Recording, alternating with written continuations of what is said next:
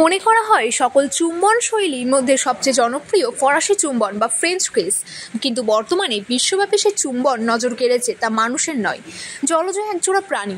দীর্ঘক্ষণ একে অপরের ঠোঁটে ঠোঁট লাগিয়ে চুমুখের নজির গড়েছে একজোড়া ওরকা। ওরকা পরিচিত খুনি তিমি বা কিলার ওয়েল নামেই পরিচিত।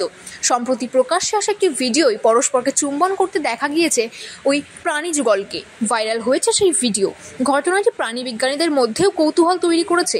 সংবাদ মাধ্যমের প্রতিবেদন অনুযায়ী ঘটনাটি নরওয়ের কেভিনিঙ্গেন ফর্জেস ঘটেছে। জলের তলায় দুটি ওরকাকে ঠোঁটে ঠোঁট লাগিয়ে দীর্ঘক্ষণ চুমু খেতে দেখেছে বিজ্ঞানীরা। প্রায় 2 মিনিট ধরে চলে তাদের আদর। জলজ প্রাণী দুটিকে একে অপরের জিহ্বা স্পর্শ করতে এবং কামড়াতেও নাকি দেখেছেন বিজ্ঞানীরা। ওই দুটি ওরকার চুম্বনে সেই ভিডিওই প্রকাশ্যে এসেছে। ভাইরাল ভিডিওটি পোস্ট করা হয়েছে সায়েন্স অ্যালার্ট এক্সটার্নাল সোর্স নামের ইউটিউব চ্যানেল থেকে। ইতিমধ্যে বহু মানুষ দেখেছেন সেই ভিডিও। লাইক এবং কমেন্টের বন্যা বয়ে গিয়েছে সেখানে। বিস্ময় প্রকাশ করেছেন নেটাগরিকেরা। অন্যদিকে বিশেষজ্ঞদের দাবি, ওরকাদের মধ্যে এভাবে চুম্বনের ঘটনা অস্বাভাবিক। এর আগে কখনোই সেই ঘটনা নজরে পড়েনি বিজ্ঞানীদের। পুরো বিষয়টি নিয়ে গবেষণা শুরু হয়েছে ইতিমধ্যেই। সামুদ্রিক জীববিজ্ঞানী হাভিয়ের আলুমিয়া এবং তার দলের অনুমান, নিজেদের মধ্যে বন্ধন জোরদার করা বা একে অপরের কাছে খাবারের অনুরোধের জন্য তেমনটা করতে পারে ওই দুই অর্কা।